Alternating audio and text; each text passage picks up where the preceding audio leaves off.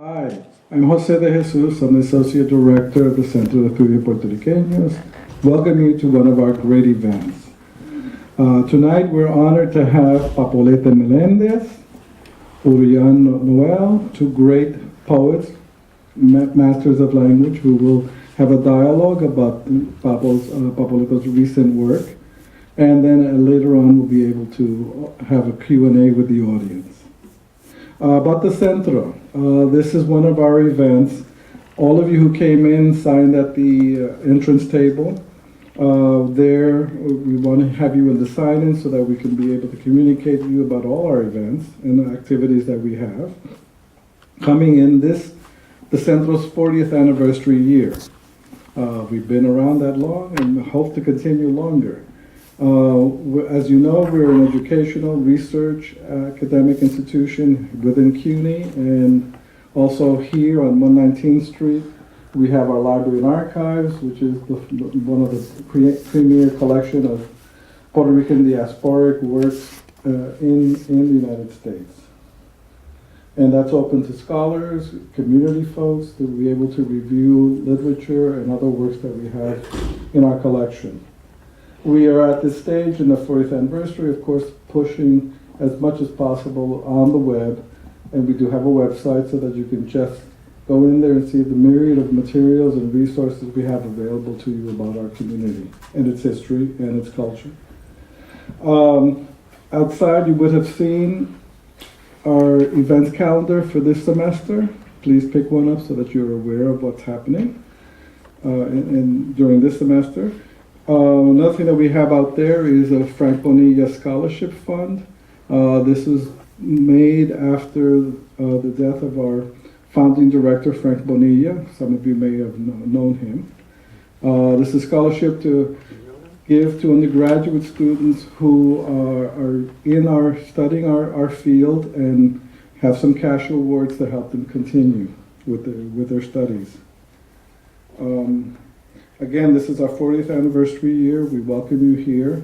At the end of the conversation, outside, the book, Papoleto's Hey Yo, Yo Soy, is available for purchase. And we will have some food and snacks for you right after this presentation. Thank you. Thank you. And now, let me present to you Urayoán Noel, Assistant Professor of English at SUNY Albany, who will moderate the discussion. Okay. Is that good? Can you hear me? Yeah, good. Yeah, chévere, chévere. So thank you, Jose. It's great to be here. Welcome to Centro. It is my joy and honor and privilegio to share with you in this conversation with Papoleto Meléndez. I will start off by reading the bio, the accompanies the back cover of this wonderful book, because this is, after all, an event in celebration of this book. And then I'll say some words, largely personal words, very briefly, about my engagement with Papoleto's work as a poet and as a scholar. And then I'll let Papoleto do his thing. So Jesús Papoleto Meléndez is a New York-born Puerto Rican award-winning poet, most associated as one of the founders of the Nuyorican Movement. He is also a playwright, teacher, and activist. Meléndez is the recipient of the Luis Reyes Rivera Lifetime Achievement Award 2004 and a 2001 New York Foundation for the Arts Fellowship in Poetry. He currently teaches and resides in El Barrio, New York. So I will just say that I know Papoleto from the scene, from the poetry scene, right? Puerto Rican specific and otherwise. But I also know him in a scholarly capacity. I did my doctoral dissertation at NYU on the history of Nuyorican poetry. And I'll just say, as a kind of personal nod to both Centro and to Papoleto's work, that I scavenged in my capacity as Ford Foundation postdoctoral fellow here at the Centro 2 years ago. I scavenged the stacks, right, looking for Papoleto's early work and reading a lot of the work that's contained in here. And I was moved and inspired by the complexity, the beauty, the adventurousness of this poetry written by a very young man, right? This is pretty much a teenager starting out, right? And I think the ideas that we have about what 1960s and 1970s poetry was in a Puerto Rican context more generally. Right? You might have this idea that poetry was always political in an obvious way, or was always doing a particular kind of thing aesthetically or formally. And I think works like Papoleto's from the era show the complexity, the diversity, the risk-taking that was happening at that time on a kind of social level. But of course, it's also a testament to his own continued development as a writer and artist and activist over the years. So I had the good fortune of engaging with that work as a scholar because the Ford Foundation afforded me the time to be here like a geek with a whole bunch of archives and dusty papers. And I'm so thrilled and excited that now we all have that opportunity, because this work, I think, justly and in long overdue fashion, is being made available to all of you. So my plug is as a poet who loves this work, but also as a scholar who knows how many of the foundational works, right, of the Puerto Rican diaspora are still out of print, are still largely unavailable, have still not been widely distributed, have still not been given the recognition they deserve. So on that note, I make a personal but also professional appeal to you to join me in celebrating the beauty and the power and the transformative energy of this work. So with that, I will leave Papoleto the stage so he can share some of his work, and then we'll move on to a Q&A and take it from there. So what do you want me to do? You want me to read a poem? First of all, that was very nice what you said, everything. I'm glad you did that research. You guys can hear me, right? Yes. I'm glad you did the research with the Ford Foundation. You got a grant. I like a Ford grant. To research my own stuff. But interesting you say that because, well, you know, these poems are at least 40 years old, most of them. Are we going to talk about that? Can we talk about that? Sure. I mean, you want to start off? Give Yeah, I want to start off talking. I'll read later. Oh, you guys want to hear a poem or you want me to talk? I can Share? Okay, I'm going to share. Let's do short one, maybe. We're a short one. Yeah, let's do Super Pig together. To Ooh, set that the sounds time. good. Yeah. Page 100. 101 for Okay, you. so if you have the book, I don't know, we're selling them outside. Yeah, I was hoping, you know, because see, to me, there's nothing more fun than buying the book and then reading along with me, because then you get to see what happens on the page. That's what I say. Okay, Super Pig. Now, Super Pig was written around 1971, something like that. And and watch what happens. Okay, I'm gonna read it first in English, and Urayoán, you read it in Spanish for me? Okay, cool. Okay, here we go. It's short for me. Okay.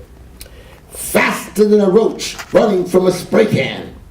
More powerful than steam coming up on winter days. Able to leap garbage cans in a single bound. Look up in the sky, up the block, on the corner, on the stoop, on the roof, on the fire escape, in your house, in your mama. It's a bird, it's a junkie, it's a pusher, it's a friend. No, it's Super Pig. Yes, it's Super Pig. Dun-ta-da. Ta-ta-da. Strange intruder from another block who came into our communities with strange powers and a gun. Super Pig, who can change his course in seconds flat when he sees niggers dealing drugs to our beautiful youth, and smiles as he watches us killing one another, then steals from our poor and exploited people. Super Pig! And who disguised as the junkie on the block, the pusher on the corner, the number taker, the money maker, fights a never-ending battle for Nixon and his friends with liberty, justice, and that gun of his, the American way. Pigs, if you all think you're supermen, unity is kryptonite. And then we'll talk about that. But I'm doing it in Spanish next. Okay. Super puerco policía. Más rápido que una cucaracha que huye de un aerosol. Más poderoso que el vapor que surge en los días de invierno. Capaz de pasar zafacones de un solo salto. Arriba, en el cielo, en la próxima cuadra, en la esquina, en la entrada, en el techo, en la escalera de incendios, en tu casa, en tu mamá. Es un ave, es un tecato, es un traficante, es un amigo. ¡No! Es super puerco policía. Sí, es super puerco puerco, extraño intruso de otra cuadra, quien entró en nuestras comunidades con poderes raros y una pistola.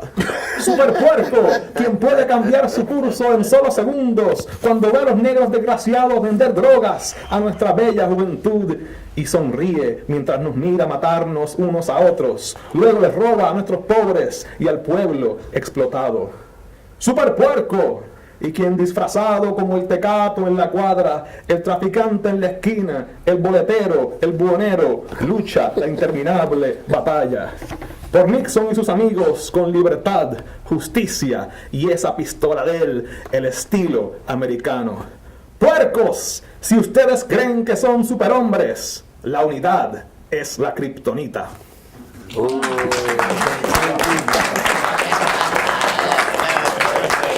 I never heard that in Spanish before. I've never heard that before. That's great. But that's a good. Can we start there? Let me just say something. Sure. Okay. Now, Super Pig. When I was a little kid, I used to watch Superman on TV, and you know George Reeves was Superman, and you know the theme song, the whole thing, right? Now I listened to the guy, to the narrator, right? Now I always thought he said, I'm listening to this thing as a little kid, right? This Superman superhero, but I always thought he said Den steals with his bare hands, and it was incongruent in my head. I said, well, how could he do all these things and then he's a thief who steals with his bare hands, you know? I was confused. You know, just like I always thought like Post No Bills. You ever see that? Post? I said, well, who the hell would want to paste money onto the damn wall in the first place, you know? So I walked around with these stupid idioms in my head, you know, like that, you know, Post No Bills, power to the people, right? I had to forget about it. It made no sense for the longest, you know. But anyway, the thing is that since I thought it was Den steals with his bare hands, right? When the 70s came around and we were having all this trouble with the police, and we, you know, the Black Panthers had called them pigs, and they had the Black Panther paper always had the police showing up with flies. They looked like pigs with flies around them and everything. So then I thought to write Super Pig, right? So and I figured out a long time ago that, you know, we were the kryptonite, right? But that wasn't the problem, you know. But it was that Den steals with his bare hands, you see. So to me that was like, how can I say it? That was my glue. That misunderstanding was my glue to convert the poem into something else, you see. And to convert that dialogue into this particular poem. That's what I meant. And also the use of, well, Nixon was president, so he's mentioned in there. I tried to change it over the years, but it's more fun just leaving it Nixon. And yeah, you can't make poems contemporary. They're contemporary for when you wrote them, and then they live on in that contemporariness. You see what I mean? They capture that moment, and when you keep changing them, they're going to keep being something else, you know, and never themselves. I have a question on that note. And nigga, I wanted to say. I wanted to say about nigga. Because in those, you know, this is 1971, you could say that. I mean, you know, now that's something else I tried to change in later poems, in later version, and made it like, and exploiters. Because that's the meaning that I'm inferring in the poem. But it just happened to be, you know, a bunch of black youth selling, you know, us drugs. So that's how that went. Yes. Yeah. I mean, I was wondering about the mixture of popular culture on the one hand and city life on the other, because I see that in a lot of your early work. There you have like Superman and Nixon, but you also have the reality, right, of life on the street, right? And I think that there's a beautiful, for those who haven't read the book, there's a beautiful preface in the book, and I think you write about both of those things, like being as a kid, right, watching Mickey Mouse on TV, but also being influenced by the sounds of the city, life with your neighbors, right, kind of the life in el barrio, right? So I wonder if you could talk about how those two poles work together, the popular culture aspect and just the reality of the city in your work, or el barrio in particular in your work. Well, like the preface, yeah, the preface is worth reading. The whole book is worth reading. There's a lot of good stuff in the book. I mean, it surprised me, which, hopefully we can get into that. But somebody fell. Oh, okay, this is water.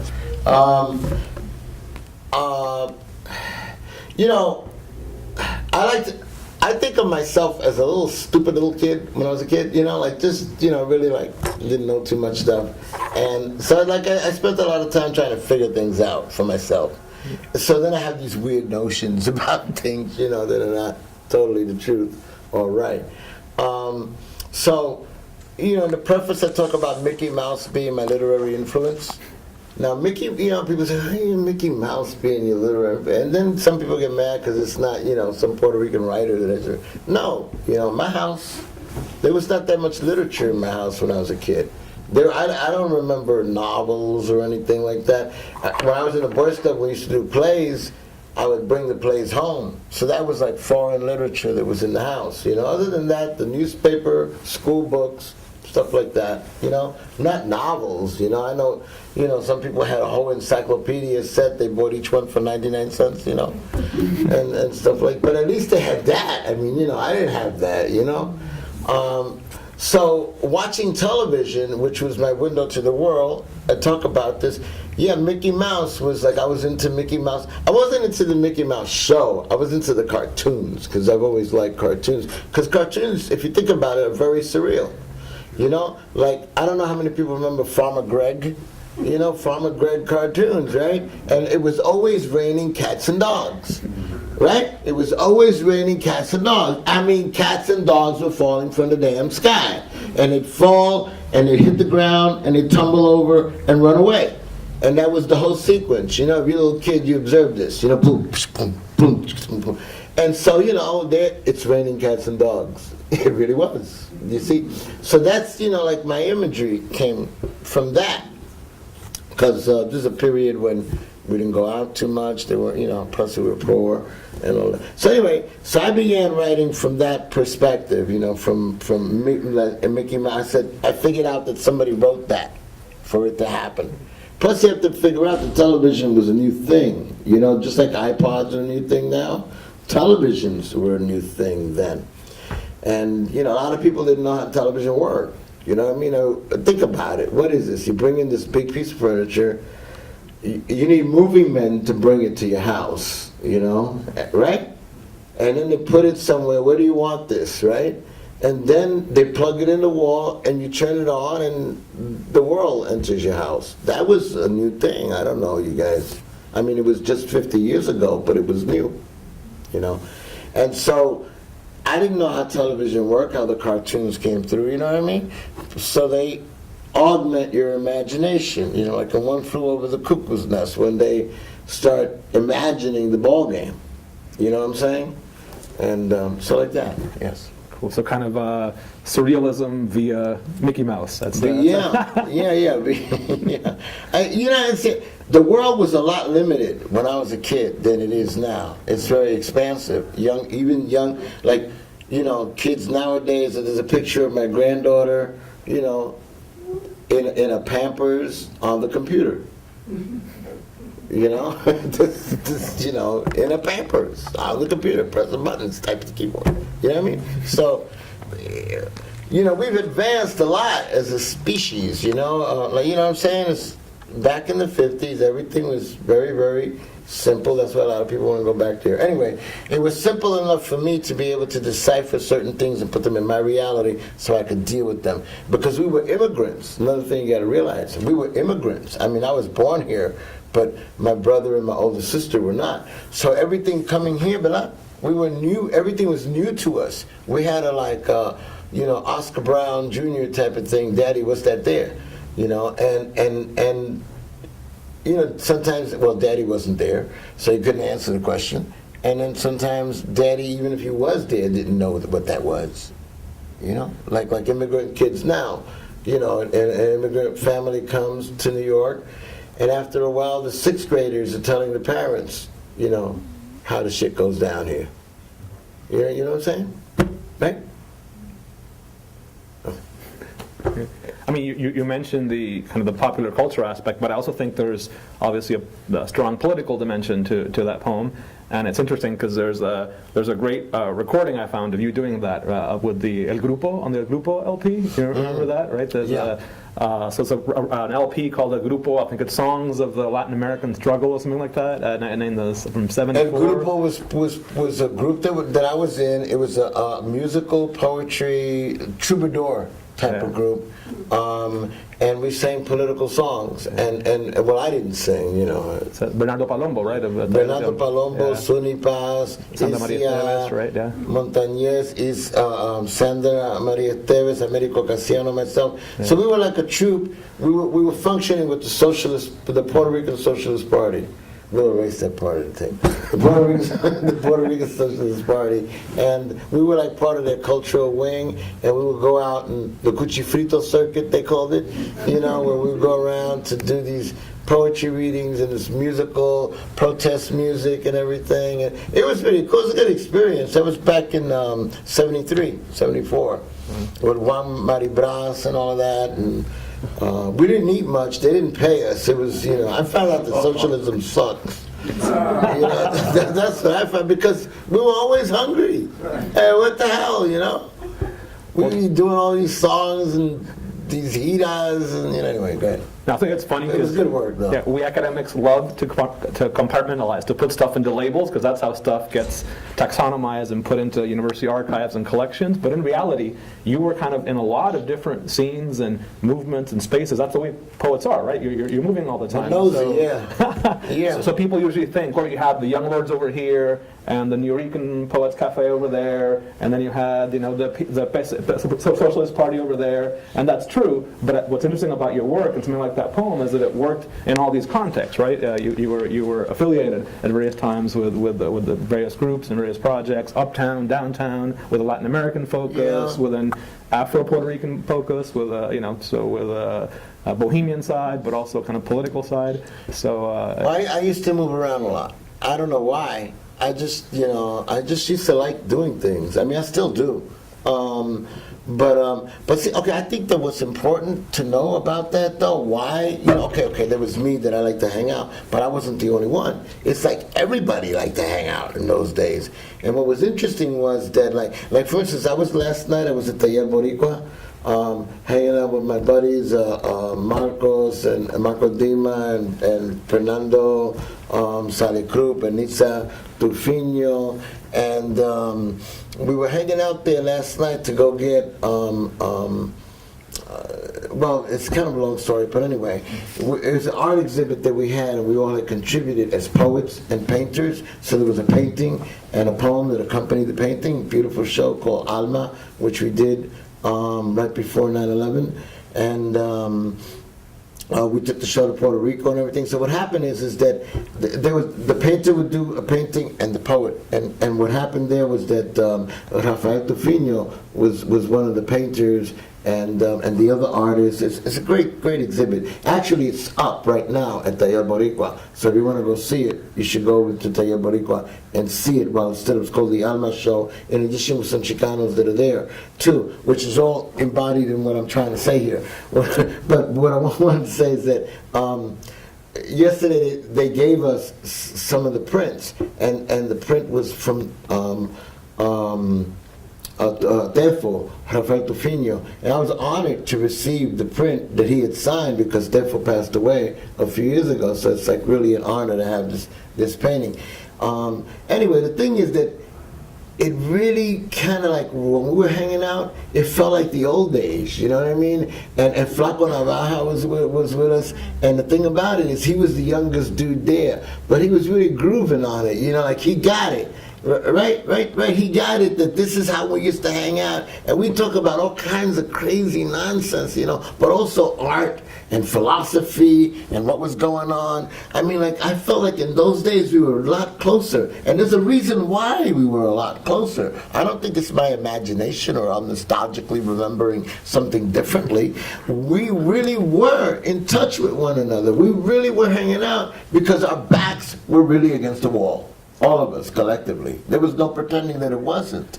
You see what I mean? So we were forced to be involved with one another in order to achieve certain things that have come to pass, that exist, and some of them that are fading away, some of them that are being gentrified, interloped, taken over, whatever the hell. But those things could not have happened unless we were behaving as a community like that. We were transported. So you got to figure out, I wasn't born in Puerto Rico. You know, my connection to Puerto Rico was as limited or was as profound as I felt like it being. Because I didn't know anything about Puerto Rico. You know what I mean? My family came here. I was conceived over there and born over here. That's my bridge. You know what I mean? There are, Pedro, my good friend, he climbed up a damn palm tree. I never did that. He had that. He rode a horse on the beach, you know what I mean? I didn't have those kind of memories, So think about it. I'm a little kid. It's incumbent upon me to care if I go there to care. You see what I'm saying? But at those times in the 50s and the 60s, you really didn't have much of that choice. You see what I mean? Shit was happening, it was going down, like Kent State, you know what I mean? The students that saw the Picketing Guards, I'm at the National Guard. Okay. Shoot those students, then they became radicalized by that. You see what I'm saying? It's like you can't avoid it. It was all over the place. Unlike now. See, I think that now people can convolute themselves into believing that because certain achievements have been made in society, that they can just be absorbed by society, como si nada, like that. But that's not true. It's never was true. It's not, we're still in the foreign. But I think that's why a lot happened in those days, because we were really. There was nothing for us, and unless we fought for it together, it wasn't going to happen. And I think everybody knew that on some kind of level, even if they weren't totally conscious of it. That's great. But it sounds like you also had a kind of personal vocation as a poet really early on.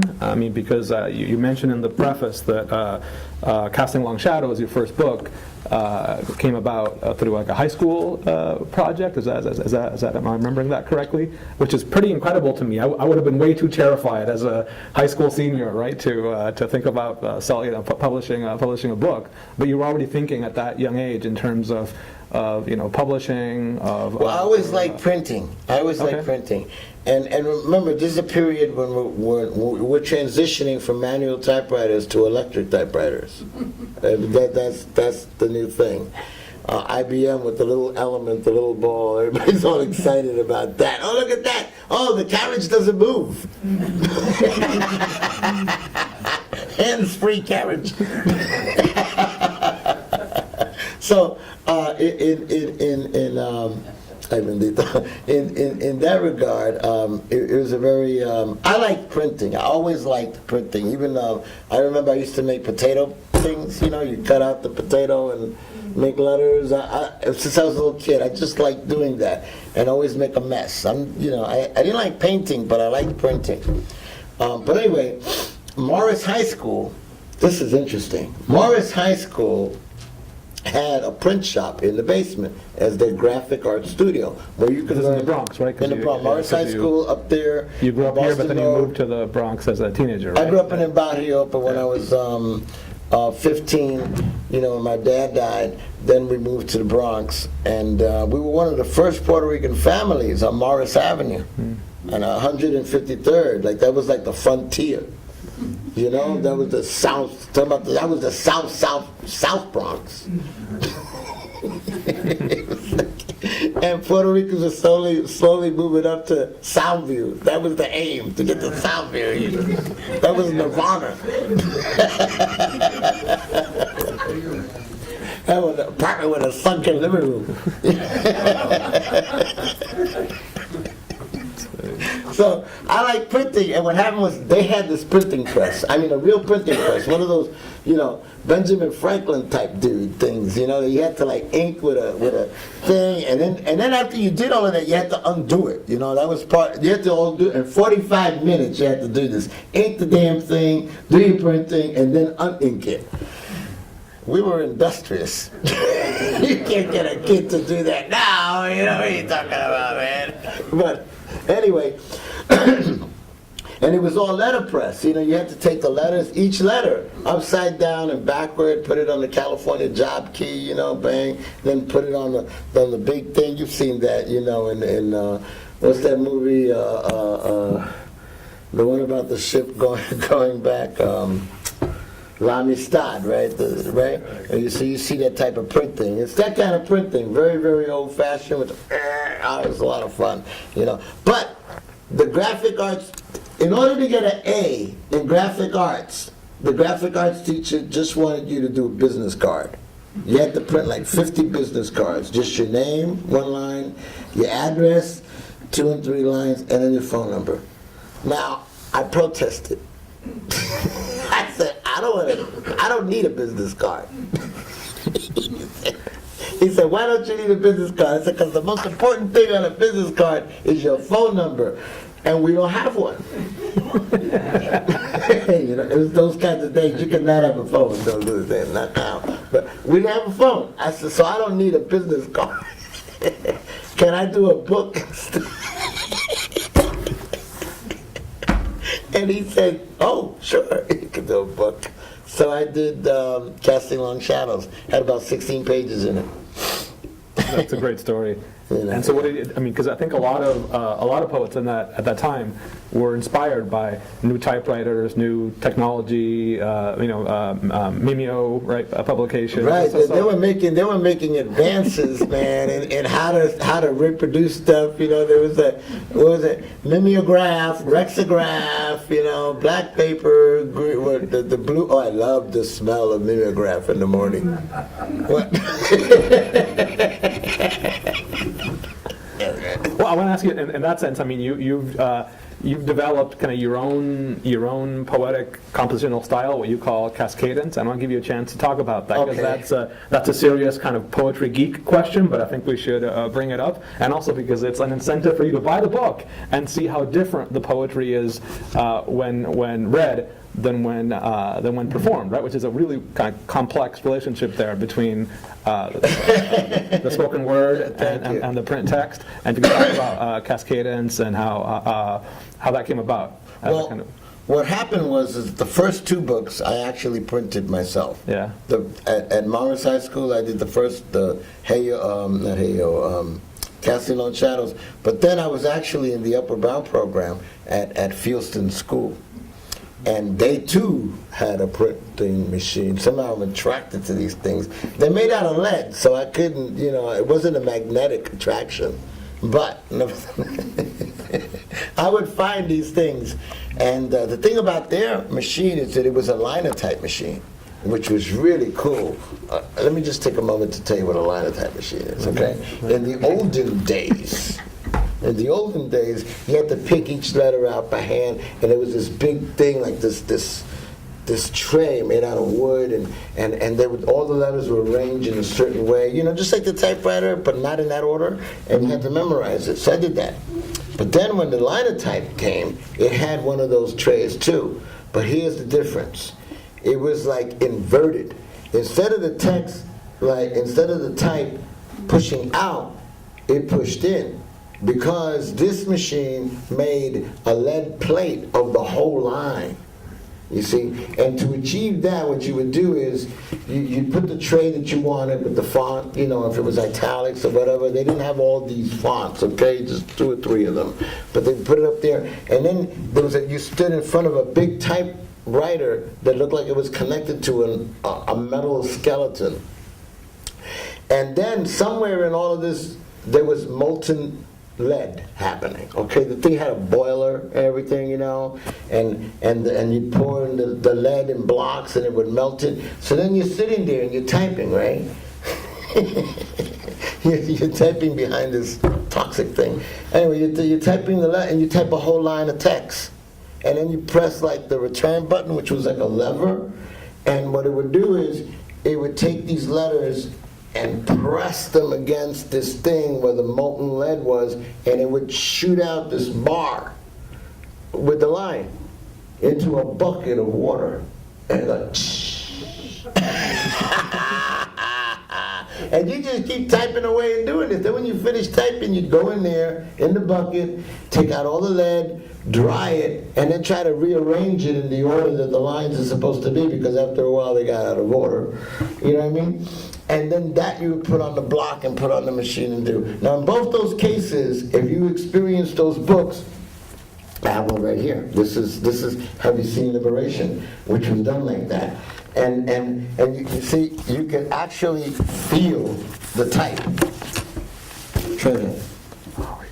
Right? You can feel the type on it. So, you can't, not anymore, but there, you can.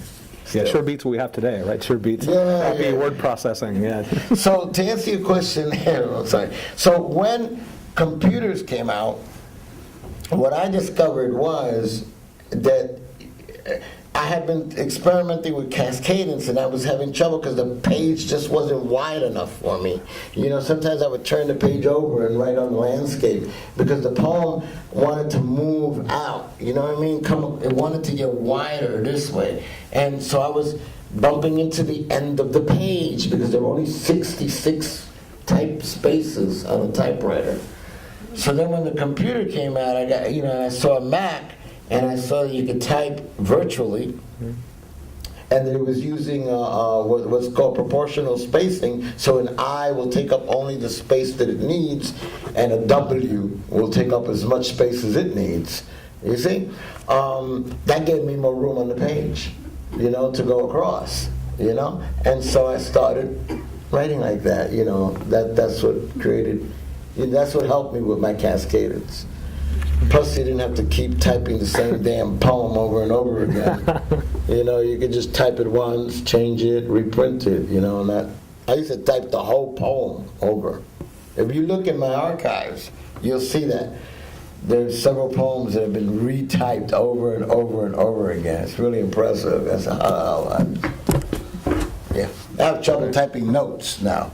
Okay, that's funny. Sorry. So I want to ask you a question about the kind of give folks a sense of chronology about the street poetry book, because you mentioned that as a kind of transition book from that early style of the first two books, right, to, I think you call it something like a kind of a Nuyorican, but also a kind of bohemian awakening in your work. And so I thought that was something worth discussing, right? How does that work maybe shift from the very early stuff that you were doing in Casting Long Shadows and Have You Seen Liberation? Okay, interesting, good question. What happened was the first two books, it was me doing it by myself. Yeah. So I looked for poems that were like easy for me to typeset, that I could do it. So I don't know where the hell you get this energy from. You get an idea, you just do it. It's so liberating. Now we must give us pause, but I just went ahead and did these things. So that was easy. But when we did street poetry, there's a beat up. Actually, I've had this book all the while. Since 1972, I've had this book with me. That's why it's all beat up like that. Then the publisher got involved, and they had an editor, and they were like, no, not this poem. They didn't want me to get... See, their perspective was that they wanted the book to sell. So they didn't want those Attica poems in there, and you know what I mean? They didn't want all those... I handed them a manuscript that was a little bit bigger than what they published. They chopped throughout a lot of poems and blah, blah. But then when you think about it, this book came out in 1972. It's hardcover. This is a hard damn... It never came out in paperback. This is a hardcover. Okay? And it was $4.95. It was the price of a nickel bag of smoke. Just, economically speaking. But, to me that's really cheap, $5, for a hardcover book.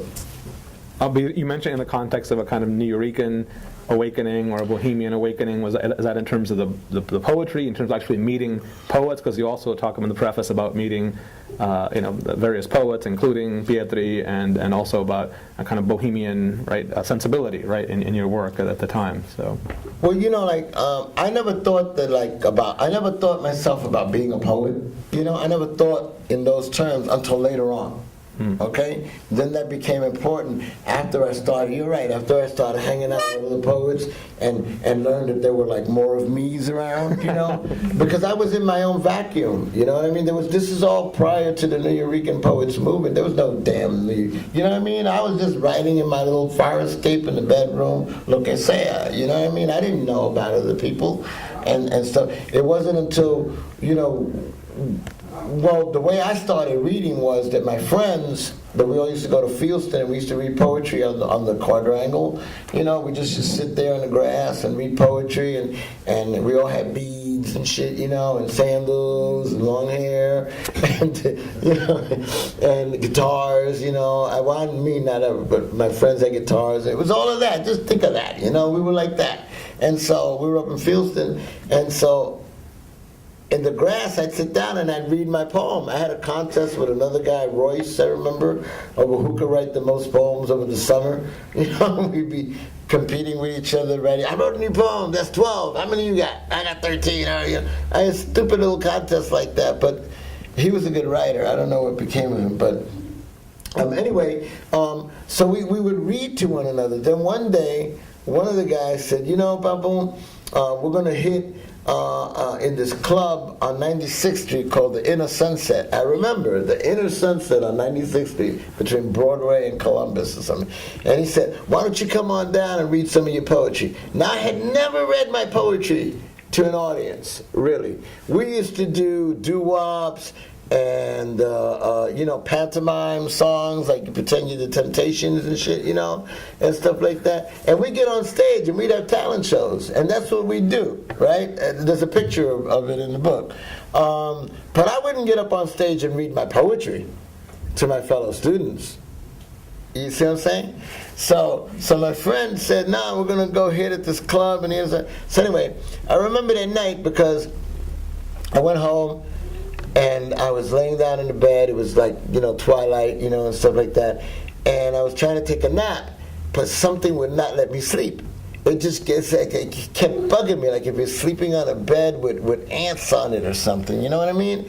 It's like just wouldn't I roll over and roll over. I said, I just want to take a nap, just 15 minutes. And this thing would not let me. And I said, okay, I'm going to the damn thing.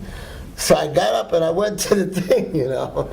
And when I showed up, the band was playing with its back to the audience. I thought that was weird, you know. It was like, oh, I should go home, you know. and so it was just a weird place. And then everybody was eating, and there was a lot of noise. It was like a cafeteria, you know. Anyway, they recognized me, my friends, and they said, come on. So they got me up on stage and I started reading my poetry, and I was having a miserable time reading my poetry because there was all this chatter going on, you know, and I couldn't, like, I said, these fucking people ain't even listening to this thing, you know, I'm reading these poems. So then I came across, I said to myself, I've had it, I'm getting out of here, man, I'm going back to doo-wops.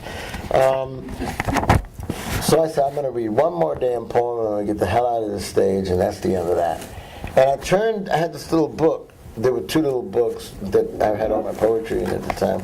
And I opened it up, and I turned to this poem, which I had just written recently, called Message to Urban Sightseers. And I said to myself, and see now, in Did you do that for us? Did you do that for us? Okay. In Sightseers, I had experimented. I had experimented with the typewriter.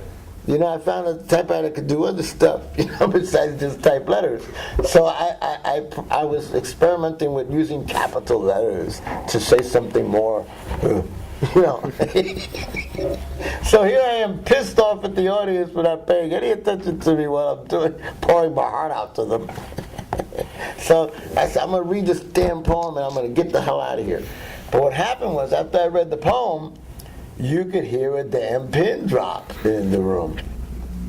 It was like totally damn quiet. And I said, uh-oh, what happened? You know, and then all of a sudden, they all jumped up to their feet and they started applauding like crazy. It was like, ah! I was like, oh shit. And I said, okay, I think this is what I'm gonna keep doing. So anyway, here's Sightseer. Okay? You're reading Spanish? It's a little long. I don't know if you want to read both versions. Okay, we can read some of it then. I'll do a taste of it after you read it. Yeah, I want to talk about the book a little bit in the translation process. This will be the last. This will be the last. We can do that? Yeah. Okay. Hey, you! Oh, well, that's it. Before I start. Okay. So I'm pissed off at the audience, and I open the book, and I see the poem, and of course the words "Hey yo," "Hey you," shoot out at me, like that, because they're capitalized, for the first time in any of my poems. And I go, oh. So they shoot out this joke. Hey, you, sightseer from small town, nowhere, US of A.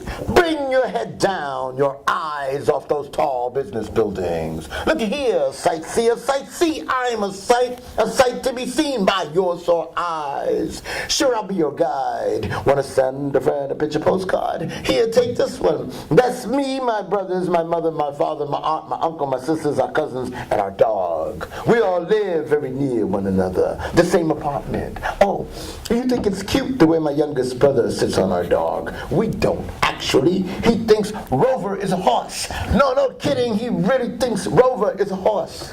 He wants to be a cowboy. I think he'll be a soldier riding horseback on some tank. Do you really like the family pose? It was taken on our fire escape. It collapsed just as we all entered the house. Nobody hurt, but since last summer, the people across the street have had the ugly view of our apartment. That there wall is our wall-to-wall nothingness. Last winter, when it snowed, all the kids from the neighborhood came into my house and we skied in my living room. Come on, sightseer, I'll take you to my house. You can sit in the living room with your feet in my bedroom and your elbow in the kitchen.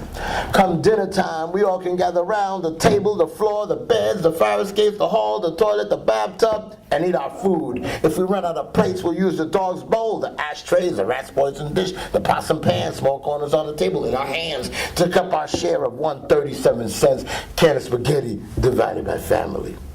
Come on, sightseer, don't be a fool. Take advantage of my hospitality. Oh, don't leave. I ain't tell you about me doing homework while roaches gather around to get the education. Kind of makes me feel like Dr. Doolittle. And when we flood the sewers, turn on the hydrants and make like Jones Beach while junkies taking people off so they can get their daily fed. Hey, you sightseer from small town, nowhere, US of A. Bring your head down, your eyes off those tall business buildings. Look here, sightseer, sightsee. I'm a sight to be seen by your sore eyes, by the eyes of the OEO, by the eyes of the world, by the eyes of the stars and moon. Look here, look, goddammit, I'm interested.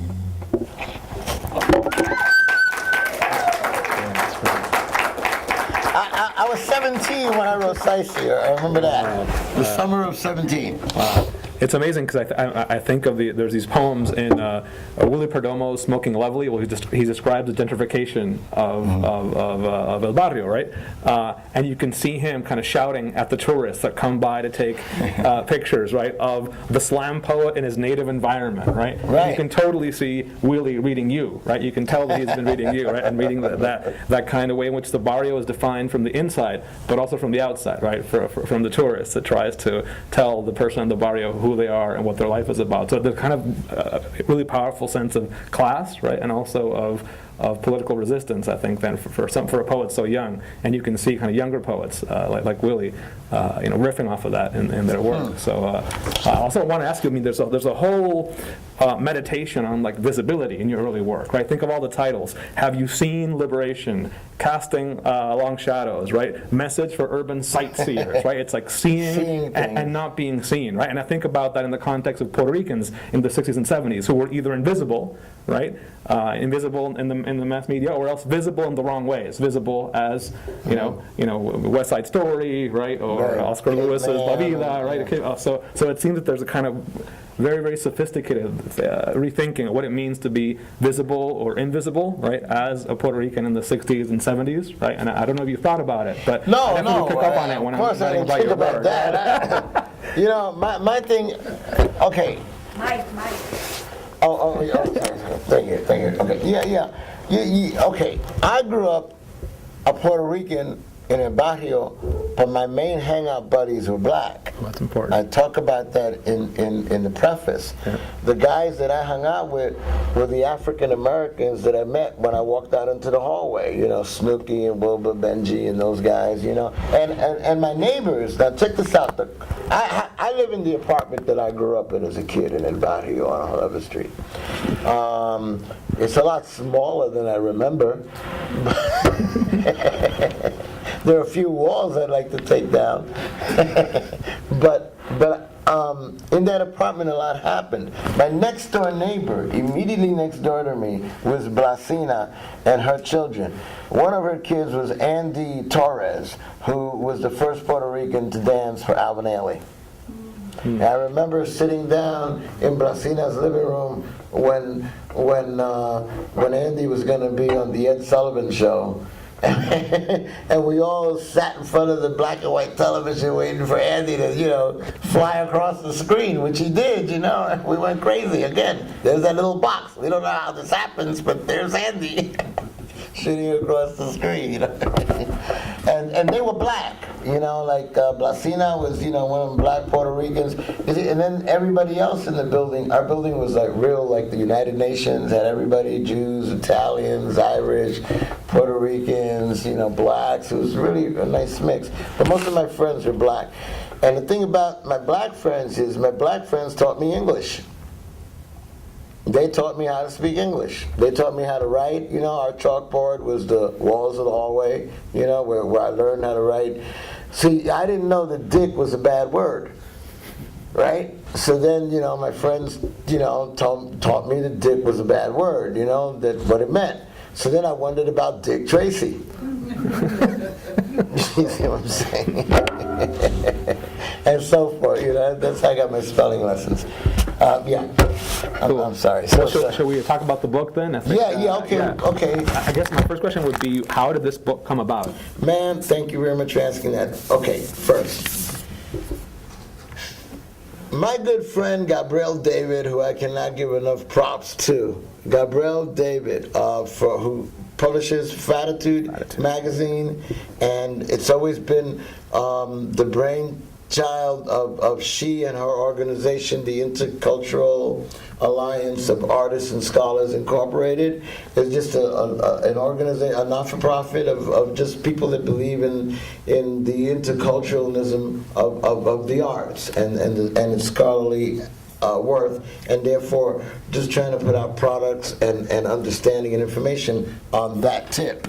You know, just that you know, because a lot of times we don't see ourselves as scholars and intellectuals, you know, and I do consider myself an intellectual because, you know, I've been in trouble with the police enough time for them to know the difference. So,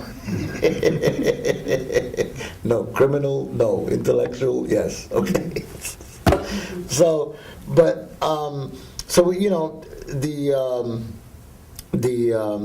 Intercultural Alliance of Artists and Scholars, which puts out Fatitude magazine, one of their dreams was to do a publishing press to publish books. Now, for a long time, I've been asking Puerto Ricans to do this, you know, like, because the Chicanos got Arte Público and so forth, they published Auto, and, you know, they published Puerto Ricans, good for them. But, you know, I would say we need our thing, you know what I mean, or anything, because when these books were published, it was hard to get published. Now it's not as hard to get published if you're going to go, you know, and do things online. But it's still hard to find a publisher, right? It's still hard to find a publisher if you were looking for a publisher. You could publish yourself, you know, but to find a... Anyway, so Gabriel saw this book when I first came to New York in 1994, after living in California for like 20 years. Gabrielle saw street poetry and other poems one time when she was in my house, and her comment at that time, this is about 15 years ago, and she said, you know, these poems are still relevant today. That was her comment.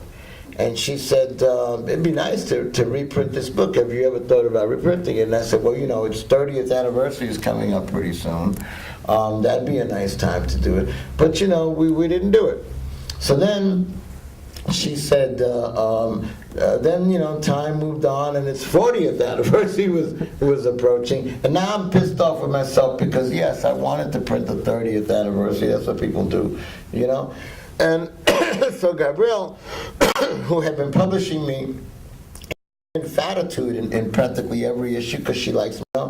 And so Gabrielle, who had been publishing me Infatitude in practically every issue because she likes my poetry. She likes my contemporary poetry. And these poems, like I said, are over 40 years old. So she liked these, and she said, let's start doing it. So we started in April of last year. In April of last year, we started to put together. Wow, that's really quick. And you did all those translations? That's Wow. Right. We're not in April of this year. So it was April of last year, and I gave her the manuscript. You know, we searched high and low to find the original Casting Long Shadows. Nobody had one. You know, now somebody called me from Chicago and told me they have one somewhere. But you know, I tried to read. You know, this book. Street poetry, and then the other one, Have You Seen Liberation? I thought it was on this table. Right here?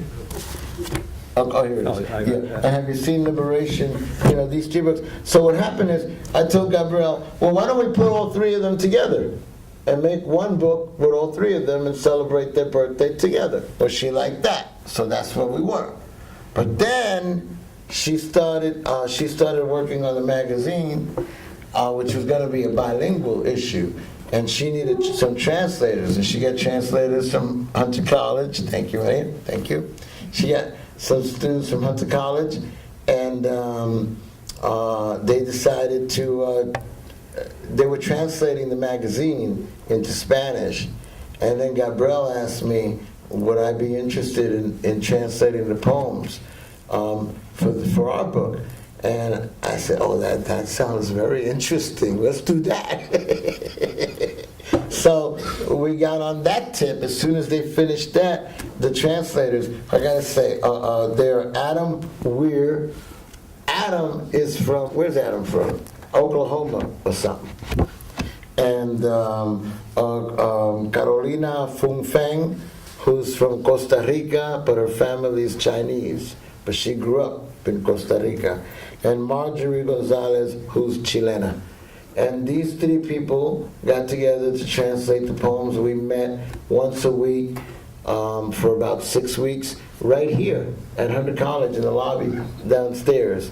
And I just signed the copy to Angel, who's one of the custodians who works here, because he saw us work on this book all that time. And so he just asked me about it when I came in. And I said, oh yeah, this is what it is, you know. So I gave him a copy. But you buy a copy. But anyway, what I like about the translations, they went through a lot, okay? Because it wasn't just these 3 translators. I could say some controversial stuff, but I'll let you ask the question. No, the translator is not Puerto Rican. I wrote the book for Puerto Ricans. All these books I wrote for Puerto Ricans. I wrote them in English for Puerto Ricans. So our translation needed to be global. Needed to be something, if you're sitting on Machu Picchu, if you're sitting on a throne in Machu Picchu, and you have other paper, but you have a copy of my book, you will be able to read the book and understand what's going on. We tried very hard not to have any footnotes in the book. And there's only one footnote in the whole damn book, and it's a good one. It's a really, really good one. I'm not even going to tell you, okay? I'll tell you what poem it's in. It's in a poem called Walking and Thinking Within a Chaotic Revolution Within Life. In that poem, you'll find the only footnote in the whole book, and it's really a good one. Really good one. Because we couldn't. For weeks and weeks and weeks, we argued over it, you know? Like, no, it's got to be this way, or no, it's got to be that way. And we couldn't come up with anything, so finally we just had to leave it alone, so we needed to footnote it, but it's a good one. The other challenge was niggas and negros. There's a poem called Prologue to Understanding. I'll share this with you. And I'd like to share an intimate thing with you too right now. I'm going to take the opportunity to share this with you. there's a poem, Prologue to Understanding, in the book. And our problem is that in Prologue to Understandings, which is a 70s poem, where, we could call the kettle black and all of that, and now we have to be politically correct about things that we're doing. We were just finding things. So we needed to, the poem distinguishes between niggers, Negroes, and black people from a Puerto Rican perspective, from my perspective as a kid. So we needed to delineate that. To make that, then that was really difficult. We couldn't just say negro, negro, negro. You see? So that's when we came up with negro desgraciados, negro domesticado, y el pueblo negro. So when you encounter that poem, I thought that was really creative translating to get exactly what we wanted to do. Wow. Also, there's no translation for the word stickball. Okay, so also politicizing all those questions again. What does it mean to use those terms, right? What does it mean to think about those terms in a Puerto Rican specific Spanish, but also in what you're calling a global Spanish, right? So in that sense, translation is political, right? One of the global, yeah, right. Yeah. It is. Yeah, we had to make a political choice. But I want to tell you a funny story before I keep telling you the rest of this. I just want to share this with you. I go to visit Tato Laviera in the hospital, right? The poet, who is in some state of semi-consciousness, right? And when I go to visit him, he's there with his sister and some other people, and they're showing, him a book that's on his work, that some scholars are commenting on his work. So finally comes around to me talking about my book, and they said, no, háblale a Tato porque él te puede oír, right? Talk to him because he can hear you, right? So I'm like, oh, Tato, look, man, this is my new book. And I lay it on his chest, It weighs 1.25 pounds. I put it on his chest, right?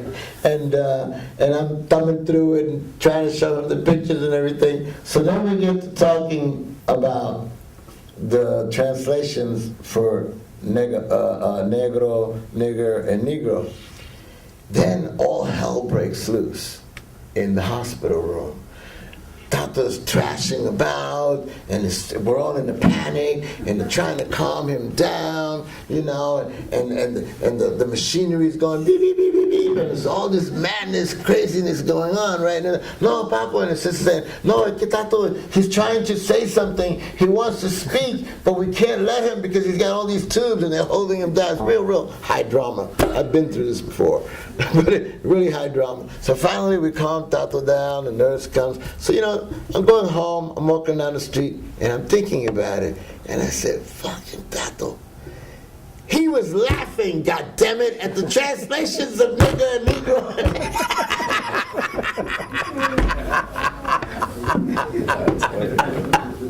He busted out laughing on the chalkboard. That's funny.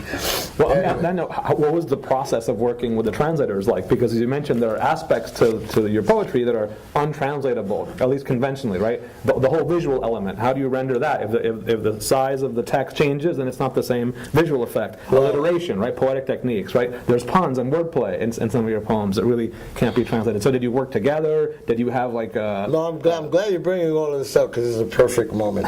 Because, like I said, to me, the book is really Gabrielle David's dream.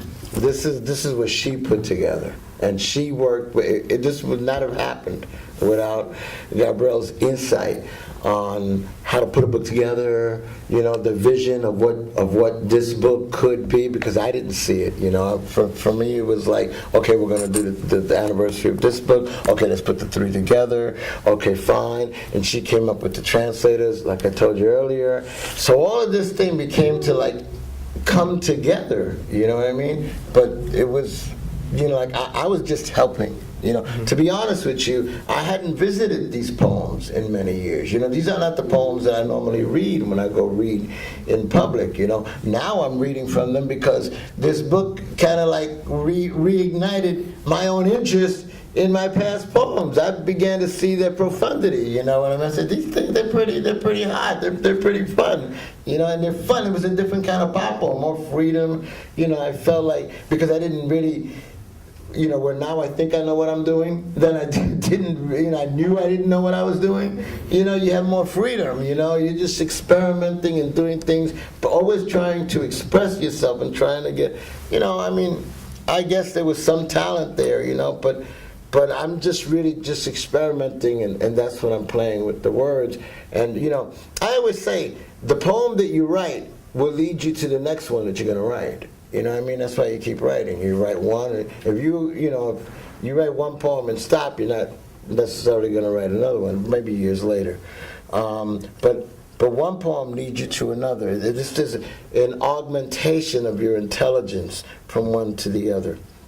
Anyway, I want to give the props to these people while we're here at this. Like I said, Gabriel, David, and Kevin Tovar Pesantes was the other co-editor. And anyway, it just took, I can't say, it just took a lot of work to put this together, and it's not been a year. It's really incredible. Anyway, and Shaggy Flores wrote the afterword. Sandra Maria Tevez wrote the intro, and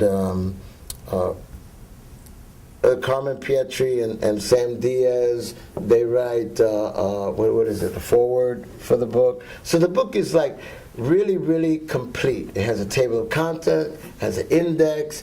It begins with a prologue poem. It has an epilogue poem, which have their own chapters.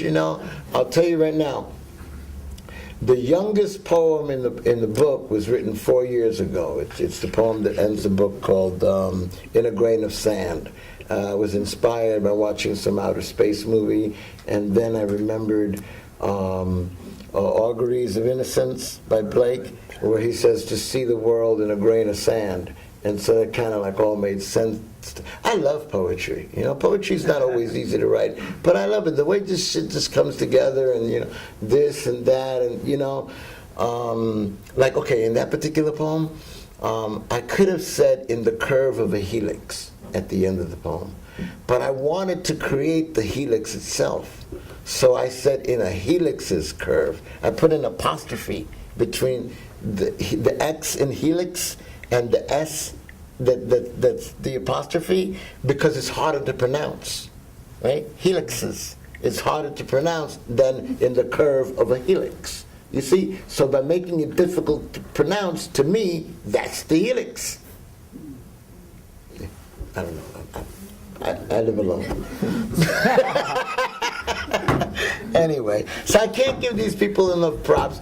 Gabrielle's back there, and she deserves a bunch of our applause. Can we do that, ladies and gentlemen? Thank you very much, Gabrielle. And I guess a couple of more questions, and we can open it up.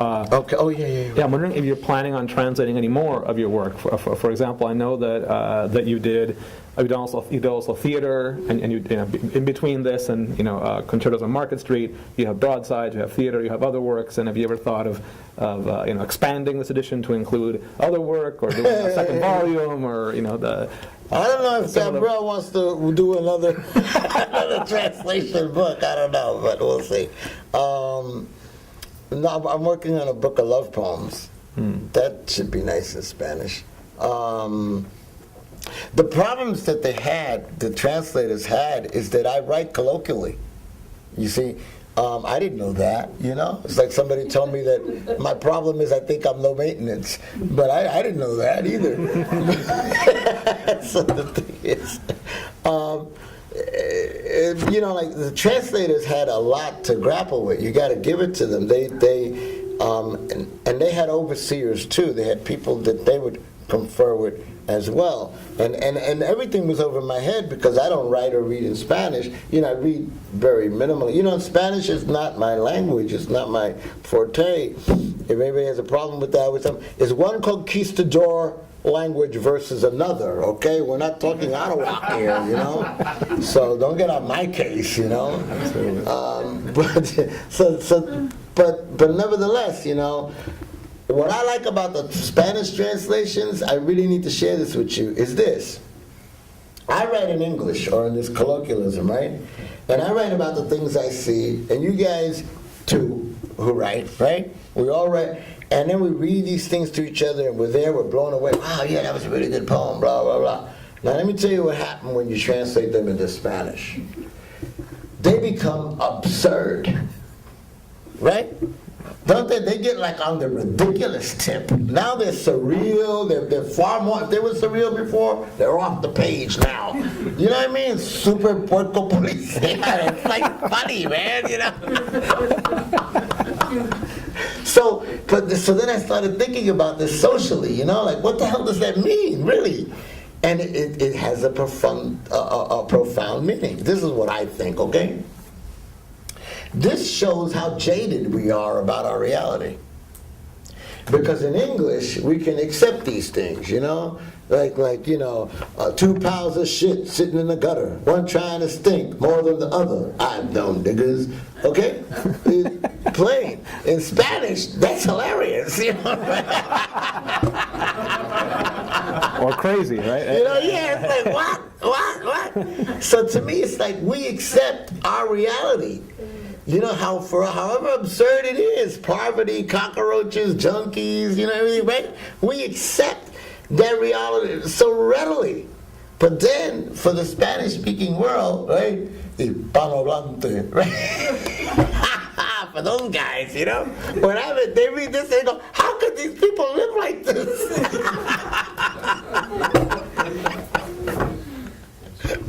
It's great. Well, thinking on that note, are you thinking of touring with this book in the Spanish-speaking world and take it? Seems like it would be really helpful, precisely because there is that ignorance about, right? Yeah, I hope it opens up those kinds about of your doors. work, about the Nuyorican poetry tradition, about Puerto Rican literature in the U.S., right? And so these things are important. Yeah. Those are very. First of all, one of the things I want to do is try to get the book to Cuba, to the tobacco, the cigar making factories, because they read to their workers. So I just thought, why not read this in Spanish? It should be a lot of fun. Cigar production fell this week. As the workers could not stop laughing.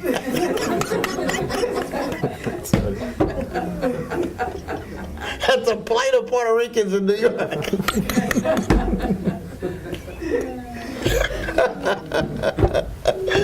But no, that's that, and like I said, Machu Picchu. I think.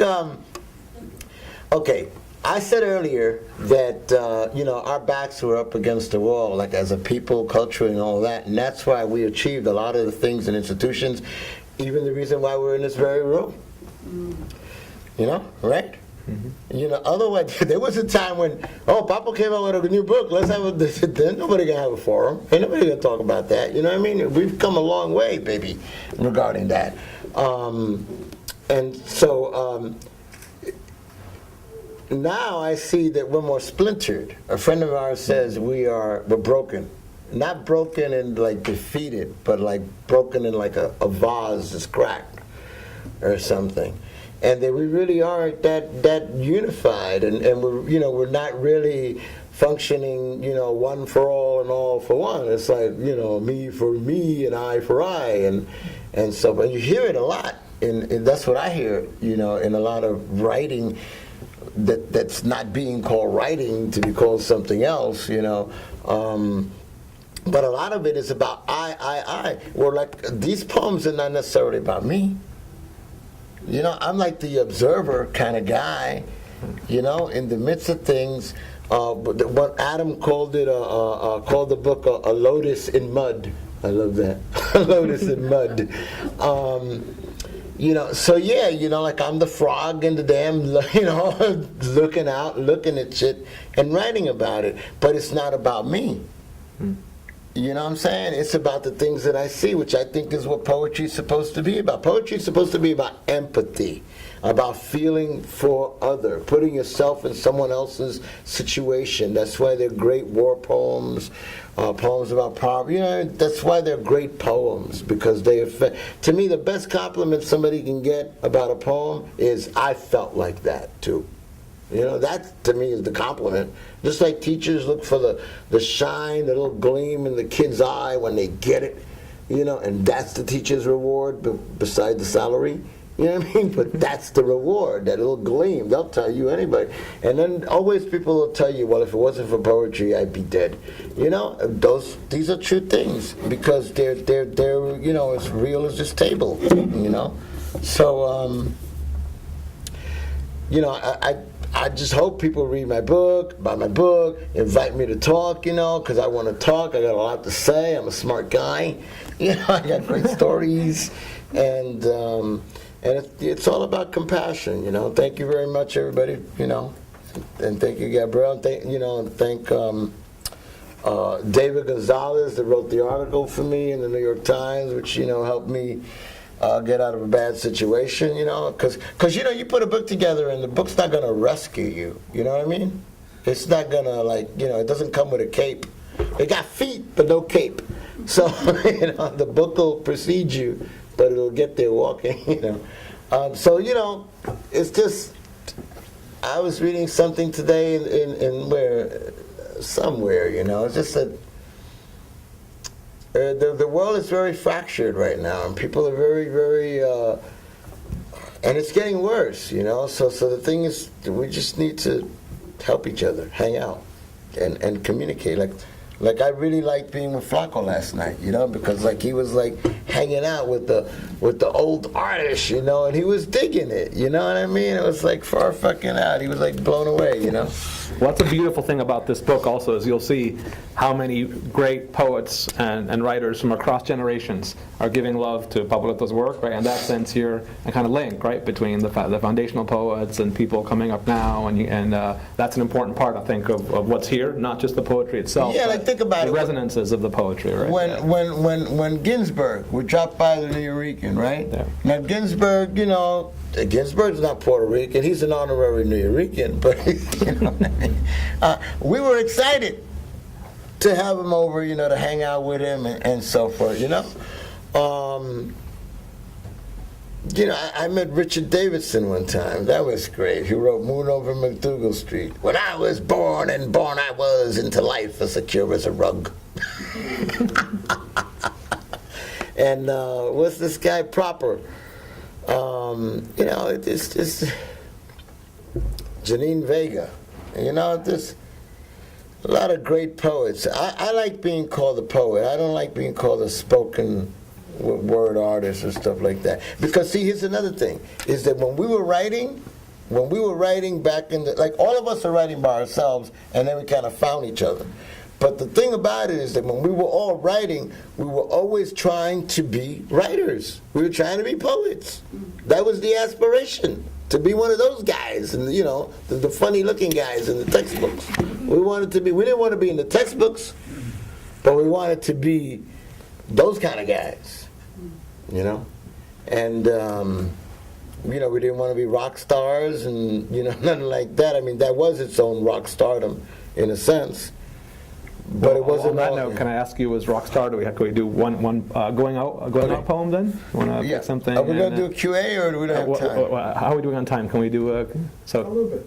Okay, so can you do a poem then, and then we'll open it up to questions from the audience, okay? So, okay, what poem, do you have a poem in mind? I don't know, well, maybe you want to do the last poem, because it's the most recent one, maybe? Or it's up to you. It's different than all, okay, yeah, that poem, of course, okay, we could do that, with a grain of sand. Yeah. Like again, you know, Gabrielle and I discussed a lot of things about the book, and Shaggy said, oh no, the poem got to start with a bang. We need a poem that, you know, really, and Hey Yo was at the back of the book, so we moved Hey Yo to the front of the book, because he wanted to take another poem that out of context. I didn't want that to happen. So we put Hey Yo in the front, so the book could begin with a bang. And then it kind of like felt to me a little bit uneven. I said, now we need a poem for the back, you know, to end the sandwich, you know. And Gabrielle let me put this one in a grain sand. So one other thing, Hey Yo was written 20 years ago, the poem. And this poem was written in 2010. Then all the other poems were written before 1972. Okay. Got that? Okay, so you want me to read In a Grain of Sand? You gonna read it in Spanish? If you want, sure. Okay, I'll read it. Okay. In a Grain of Sand. We are star seeds, every one of us.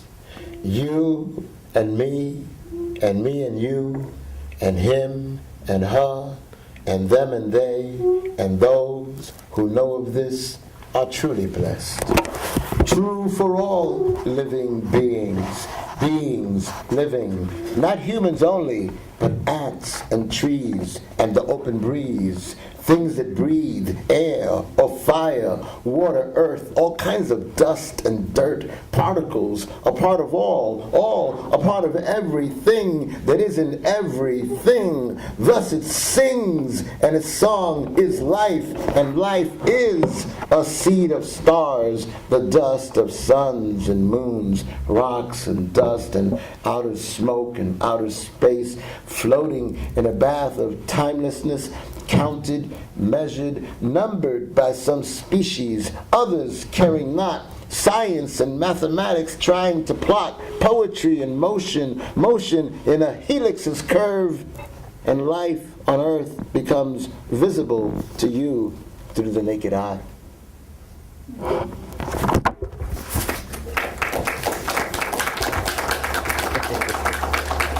Okay. En un grano de arena. Somos semillas estelares, cada uno de nosotros, tú y yo y tú y él y ella y estos y esos y aquellos. Los que saben eso son en verdad benditos. Verídico para todos los seres vivos, los seres vivientes, no solo humanos, sino hormigas y árboles y el aire libre. Ellos que respiran aire o fuego, agua, tierra, todo tipo de polvo y tierra, partículas, son parte de todo, todos una parte de todo lo que está en todo. Por lo tanto, canta así, y su canción es la vida, y vida es una semilla de estrellas, el polvo de los soles y las lunas, las rocas y el polvo, y el humo sideral del espacio sideral, a flote en un baño sin temporalidad, contados, medidos, enumerados por alguna especie. A los otros no importa. La ciencia y las matemáticas tratan de trazar la poesía en movimiento, un poco de actividad en la curva de una hélice, y la vida en la tierra se hace visible a ti y a simple vista. Very good. So we can ask questions. Take Let's give it up for Papoleto Meléndez. Thank you for coming. Wow. We're gonna do a dual show now. We'll go on the road. I do in English, in Spanish. Have a girl, bikini. Okay, questions, right? Yeah. Okay. So the first one's in the back, I think. In the back, yes? I have many questions, but I'm going to ask just 3 questions. Wow. Okay. One is the importance of identity. I am a Puerto Rican from Ohio. I actually graduated from Kent State University. Okay. I was a journalist for 30 years. Now I'm a professor at Lincoln College. But I find that Puerto Ricans who grow up on the mainland really, really are struggling with identity. What is the importance of identity? My second question is the N-word, which I don't like to use because I think it's a politically correct term, but I have a hard time with it because I've studied the word, and I think it's a dehumanizing word. It's a way that they allowed people to be lynched, black people to be lynched in the South. I don't let my students use it in the class. I don't want to hear it.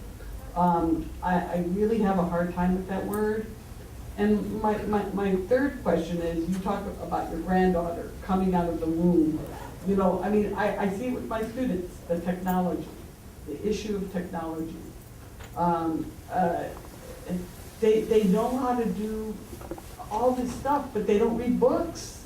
They don't read, and you talked about, like, there's no books. They don't read, and I'm teaching, I was a reporter for 30 years at very prestigious institutions. And I am shocked by the fact that they don't read. They just don't read, but they know how to do all this technological stuff. But I am teaching mostly Black, Latino, and immigrant students, and technology is not working for them. It just isn't working for them. So what is the role? What is our role as educators, particularly for young Latino, Black, immigrant students? So there's 3 questions there. So identity, the N-word, And also, and by the technology, way, right? Allen Ginsberg said, you know, and I worked for, I'm telling you, I worked for very prestigious places. I fought all the time about the images of Puerto Ricans, Latinos, and, you know, Allen Ginsberg once said, those who control the images control the culture. Well, I guess that's true. I mean, this would. Okay, let me deal with the first part. When culture, okay, when this was all happening back 40 years ago, it was about culture and politics. They were intermingled. For instance, I'll give you an example. Nowadays, you know, say the youth of today, for an example, you know, they go, they're going to shack up, get an apartment. You know, well, they go apply for an apartment.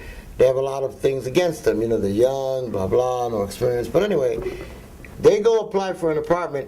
If they feel the landlord is being racially opposed to them, right, racist, you know, they have no problems jumping in his face, right, telling them that, calling the police, you know, finding some way to get the situation resolved. But there was a time when it wasn't like that. You felt that you were being victimized by racism, so what? You tell the police, they'll tell you so. You know what I mean? So what? You know, and there was no way to get a redress for a grievance, really, you know? So, like I said earlier, at that time we all got together, and people in different realms, someone into social science, the arts, you know, whatever, you know what I'm talking about, the whole movement that pushed forward to get stuff done for us to get social services and resources and all of that. So that was a socio-political or cultural movement at the time. And in fact, that even happened before I was around, because the earlier Puerto Ricans were still involved with that when they came here. So that was always what was happening. What I see happening now, for the most part, or for a large part, I don't know if it's the most part, but for very obvious, is what I call cultural capitalists, who are people that are biting on the culture for the purpose of the capital gain that it can garner them. So they're cultural capitalists. They'll use, like, you know, people say, oh, by any means necessary, or all that other stuff, but not within the context of where it actually has a place. So everything's, you know, becomes sloganized. You know, I mean, we live in a society where, you know, Jesus is either Santa Claus or a bunny. You know what I'm saying? So anything can get dumbed down or bastardized or whatever, and it was our struggle to keep that from happening to our culture, except for now, in modern times. You got people that want to bring back the word spick, right? They want to make earrings out of it, or want to, you know, just think it's cool. I can't see nobody calling somebody a spick in love. You know, yo, my spick, what's happening? I can't see it. Why is the N-word allowed? You know, now see, then conversely, you got young people that go around, Puerto Ricans, Latinos, calling themselves niggas, you know, which, yeah, bothers me on the train. You know, it really, you know, like, I don't want to hear it. I'm not going to say nothing, but I don't want to hear it, you know. But that's because I think that our whole family unit thing here was broken up. You know, and that was economics. You know, like you had men who came from Puerto Rico, like my father, who was a merchant marine, but couldn't find a damn ship to, you know, to bunk in, you know, here because of racism and the unions and all of that. You have that with the unions right now with that make movies. You know, whenever you see them shooting a film in New York, right, they're in your damn neighborhood, and how many of those people look like, you know, they live in your neighborhood. They don't recruit, they bring, you know what I'm saying? So a lot of our men were disenfranchised from the workforce of America, and that hurt their self-esteem. The women had to go out and work. They became the head of households. You see what I'm saying? So all of this led to the breakup of our family units, you know? And so we got that. Regarding technology, just because you have an iPhone doesn't mean you know how to use it. You know, you just like I got a Prevail something other. All I know how to do is make a phone call. I found out I could talk to it. You know, I found out I could talk to it. So now I don't have to text message, which was already driving me crazy. So I text and I talk. You know, I said, okay, I don't think it's going to understand this, so I'll text it. But you understand, just the technology is moving so damn fast doesn't mean you can keep up with it. Not allowing students to learn how to analyze and read and write. Well, Because I have students who don't even know where an apostrophe goes. They don't know how to punctuate. They don't know basic grammar, and they're in a 4-year university. But they could do very well with technology, very well. But they're like I said, just because you know how to use it doesn't mean you know how to use it. It's a market. You're not competing against New Yorkers, Americans. You're competing against the world. What do you do with that? Well, Even though they know what I would like to do about it is I'd like to go visit schools and universities and talk to people who are going to, as a poet, talk to people who are going to do something or plan something in life, because I think that what's more important is you can become a doctor if you want. You can become a police officer, or you can become president of the United States if you want to, whatever. But to me what's important is what type of that do you become? You see, who are you in that role? And that's what we can affect. You see, we can affect that. And I believe in that. And so that's what I want to do. I want to go out and spread cheer and talk to our people. And yes, it isn't. I have a poem called Human Wisdom, and it's about that. It's not in this book, but it's about keeping culture. Culture is very, very important to keep. come to my class. You know, I'll be right there. Yes, yes. Question there, yeah? Hey, you were talking at the beginning about the contemporaneity of your writing and whether you needed to update certain words, which might change the meaning of the original poetry. Yeah. I wonder what you thought about the idea that the greater the specificity, whether culturally, linguistically, of a scene or a story or a poem, that the more specific it is, in a sense, to a context, the greater its universal appeal may be, in a sense, rather than trying to translate things into contemporary language, distance itself from the immediate time and context in which you wrote and in which you experienced it. Yeah. I wouldn't try to, I don't like changing my poems. Okay, here's the thing. A poem is a hard thing to finish. Okay? They're very, very tricky. You know, it's like lines in the sand. And a poem will fool around with you until finally it's more on the poem than the poet to finish the poem. Now once a poem is finished, like to me these poems are finished, there's nothing else I'm going to do to them. Once a poem is finished, to me it's just, that's it, it's locked. If you have something else to say, go write another damn poem. You know what I mean? Go write another poem. Don't mess with that one, leave that one alone. Now, in these particular poems, because these poems are kind of like in a period of time, you see what I mean? So they're going to last, they're going to live as long as they live, but in that period of time, they ain't moving out of that time. You see what I mean? One of the things I learned as a poet was to try to write poems that live beyond their own time. Like a good example, The Road Not Taken by Robert Frost. You see what I mean? Doesn't matter. Anything of that poem is timeless, because it will always be about that, no matter where, no matter when, no matter who encounters it, no matter what their culture is. You see what I mean? And to me, that's the aim. Let's do that. Let's write that kind of poetry. You see what I mean? That lasts forever that way. So the poems these are poems of my maturation. These poems helped me become Papo. The Papo sitting before you right now and everything else. They helped me become that, and that was good that they did that for me. I'm not going to change them. I toyed with that at certain periods in my life, but not now. When we were putting the book together, all I was trying to do was replicate them as they originally were. I didn't want to change anything to them because I wanted to preserve them as they were when I originally wrote them. Do I use the word nigger in a poem now? No, except for the poem Kill, Kill, Kill, which I wrote in 1994. after I was arrested and beat up by the police, and I wrote this poem called Kill, Kill, Kill, which talks about the police being the Ku Klux Klan. And it invokes the N-word throughout the whole damn poem because that's the type of poem it is. But then I have a poem called a San Diego Southern African Night that talks about a black man getting a jaywalking ticket at 3 o'clock in the morning in San Diego. There ain't nobody in the damn street except the police to harass him. And there's not a curse word in the poem.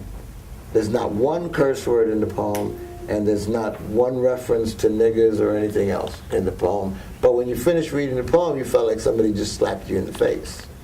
You see? So those are the kind of things, you know, that I learned. That they tried to rewrite Huckleberry Finn, you know, and take the N-word out. Now I remember, like I said, you know, I was a silly little kid. I just finished reading Huckleberry Finn a year ago. Okay, for the first time, and I had a great time reading it, okay? I mean, I was having such a great time reading it that when I was halfway through the book, I needed to be on a boat. Okay, so what I did, I'm crazy, so what I did was I got on the 2nd Avenue bus. And I took the 2nd Avenue bus to South Ferry. And I got off, and then I had a decision to make. Am I going to Staten Island, or am I going to Governor's Island, which I had never been to before? So I said, okay, we're on this adventure, me and Hook, and I got on the little boat. Because it looked smaller and rougher. It promised a rougher ride, right? And I was right. And it was a real rough ride to get there. And when I got to Governor's Island, I sat under a tree and opened my book and read my book for a few chapters. And I got up and did the same thing going back home. You know why? Because the book inspired me to do that. You see, but I remember now when I was reading it, there was an article that came out saying that they wanted to take nigger out of the book.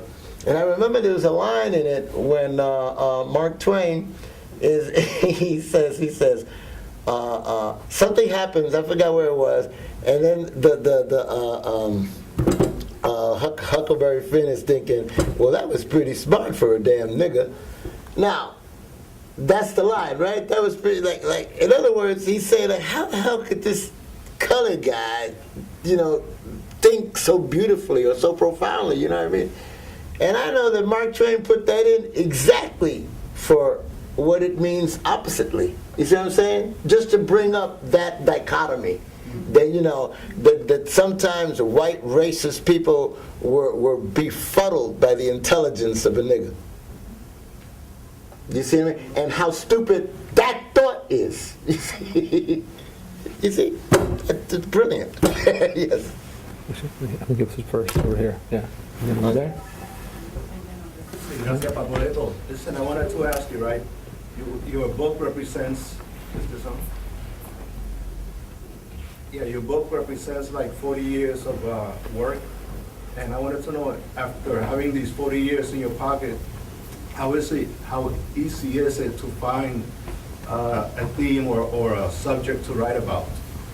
You know, I mean, you first started writing, let's say in the 70s, and there was a lot of things going on in the community and in the world and stuff. I presume it was easier to pick a subject and write about it. You know, how do you feel about that now? Well, another good question. Thank you. Well, you know, like I said, I was growing up in those days. So I was a lot younger. I was always writing, you know, whatever, you know, I felt like writing. There's some poems in this book, right, that have nothing to do with Puerto Ricans, right? Right, like the old man that dies the corn liquor bottle, or where the hell did I get that from? You know what I mean? This is experimental writing, you know what I mean? I'm just experimenting when I was doing that a lot of times. Now, I always have something to write about, you know. It's just a matter of whether or not I'm not lazy enough to pick up a pen and deal with it, you know, because I know what's going to happen the minute I put a pen in my hand and try to deal with something. My poetry is generally about what I observe people doing to people, like human behavior. You know, that's basically what I think my poetry is about. Little still lifes about that. Not so much here, because here I'm in it. But now you get older, you're not in everything. You know what I mean? It's not all about you. You're just walking down the street like a pedestrian, seeing things. And so now how you become affected by them is what I'm responding to. You know, like a home, like you walk into the subway, it's rush hour, it's AM rush hour, right? And only half the train is full, right? Like one half of the train is totally packed and the other half is totally empty, but it's the same car. So you wonder, what the hell's going on here, right? Well, there's this homeless guy who stinks, like, oh, how, sleeping over there, you see? That's the poem. You see the irony, you see? So right then you walk into the poem and you see the irony. So the irony is what sparks my thing. When I see the irony of something, the dichotomy, you know, the hypocrisy of it, then, so I always have something to write. But then there's sometimes I don't want to write about some things, like I don't like to write too critically about our people. Because they get mad, you know, they get mad, call you a hater and everything. But there's some things that I observe that you know what I mean. So it becomes a hard way to finesse it. Like, why do we exit a grocery store only to stand in front of the entrance? You know, you know. So you can write poetry about that. You know what I'm saying? Because it's all around. You know. So there's some things I don't really want to write about. Hello there. Thank you, by the way. Okay. Son? Yeah. Huh? Hello.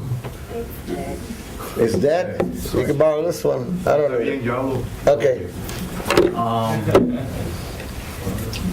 How can I ask? You brought me back in, you know, in the earlier readings, because I'm from El Barrio. I don't want to be in El Barrio sometimes, but I'm back.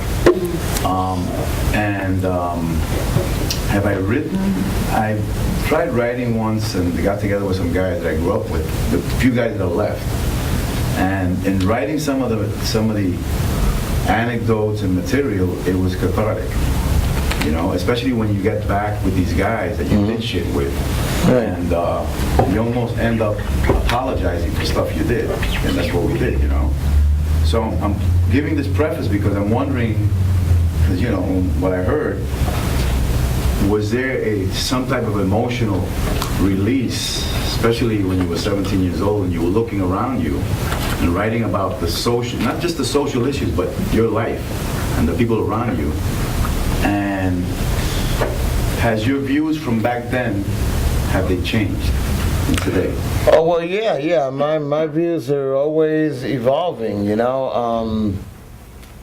You know, like Barrio specific. Well, yeah. See, my advantage is that I left, and I went to California, and I lived in California for almost 20 years, like 16 years. Well, and not all in California, because then I moved to Mexico, and I was living in Mexico for a while, and climbing pyramids and shit, you know, going to bullfights, so all of that. In fact, when I hung out with Native Americans in Arizona, in Four Corners, and you know, smoked the peace pipe, and was there for the Sundance, you know, and the Lakota ceremony, and all of that, you know, which you know I have stuff on. It's not in this book because these, you know, there's 40 years after this book. You know what I mean? There's other stuff. You know, there's street, you know, there's Concertos on Market Street, which came out in '92, I think. So these are some poems about the West Coast. 93. 93. My job as a scholar to be a total geek about dates. Yeah. So you know, so a lot went on, and I'm always learning stuff. You know what I mean? Like I'm nosy. I like learning stuff. I don't like going to school, and I don't like studying. You know, like books. I have my own way of studying. You know, it's kind of like gloss over. Okay, I know it. You know, but that's how I did things.